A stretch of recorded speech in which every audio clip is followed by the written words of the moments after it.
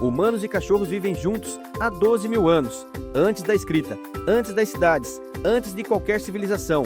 Quando humanos ainda viviam em cavernas e caçavam para sobreviver, já tinham cachorros do lado.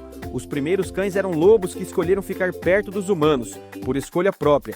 Em túmulos de 12 mil anos atrás, arqueólogos encontraram humanos enterrados, abraçados aos seus cachorros, como se nem na morte quisessem se separar. 12 mil anos depois, você ainda dorme com o seu. Algumas coisas nunca mudam.